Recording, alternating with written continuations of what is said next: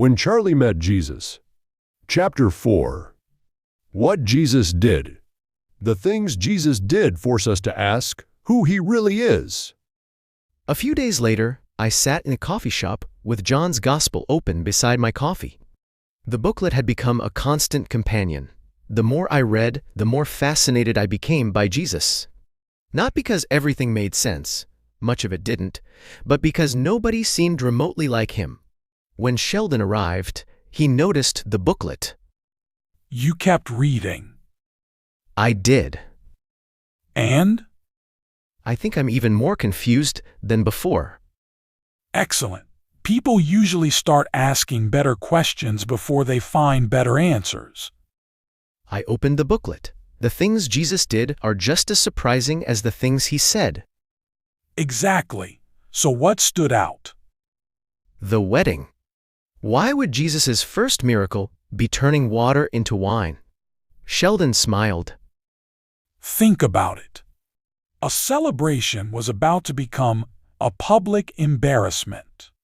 Jesus stepped into an ordinary problem and quietly solved it. Power, but also compassion. That thought stayed with me. Jesus wasn't performing tricks to impress people. He cared about real people and real situations. Somehow that made him feel more approachable. I turned the page. The official whose son was dying surprised me too. Jesus didn't even go to the house.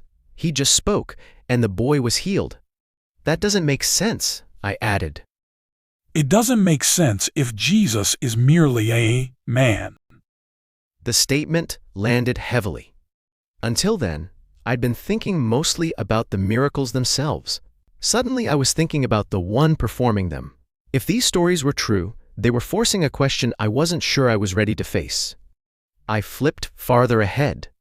Then there's the man who couldn't walk, the disabled man by the pool. 38 years. And then Jesus tells him to get up, and suddenly he's walking? I tried to imagine witnessing something like that. A condition everyone recognized, a man everyone knew, and then, suddenly, everything changes. No wonder people follow Jesus, I said. And no wonder others opposed him. Every miracle forced people to decide what they thought about him. Next came the feeding of the crowd. Thousands of people, almost no food, and somehow everyone ate. Sheldon asked, What do you think that miracle was showing? I shrugged. At first I just saw power, his miraculous power. But then I realized it was also provision. The crowd was hungry, and he met their need. He later calls himself the bread of life.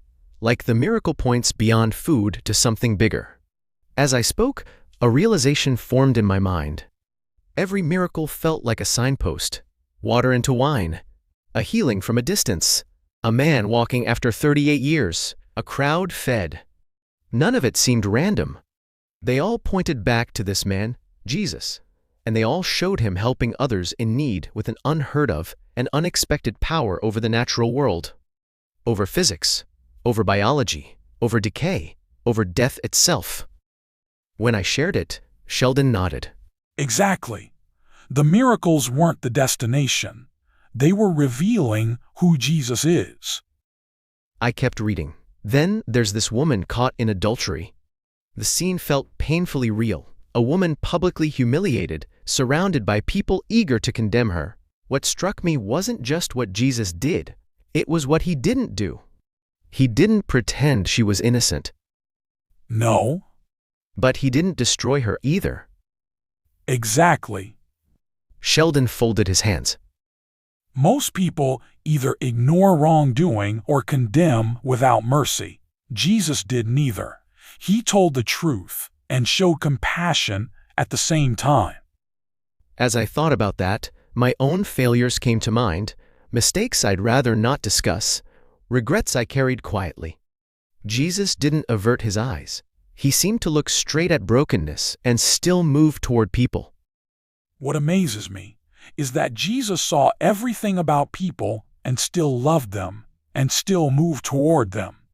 Throughout John's Gospel, Jesus kept drawing near to the ashamed, the confused, the desperate, The kind of people who feel like they've already been judged. The more I read, the harder it became to ignore the possibility that he might respond the same way to someone like me. When we stood to leave, my head was full of questions. "Can I ask you something?" I said. Of course. Why did some people love Jesus while others hated him? Sheldon nodded, as if he'd been waiting for it. Because nobody could stay neutral forever. Every miracle pushed people toward a choice. What choice? He looked directly at me.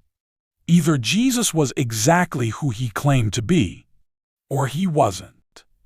The simplicity of it unsettled me. The miracles weren't just amazing stories. They were evidence pointing toward someone extraordinary. As we said goodbye, Sheldon smiled. Keep reading. I will. The deeper you go into John's Gospel, Charlie, the harder it becomes to stay neutral about Jesus. I watched him walk away and started home. For the first time, I wasn't only wondering whether Jesus could change a life. I was beginning to ask, who could possibly do the things he did if he were only a man? And truly, Jesus did many other signs, but these are written that you may believe that Jesus is the Christ, the Son of God. John 20, verses 30 and 31.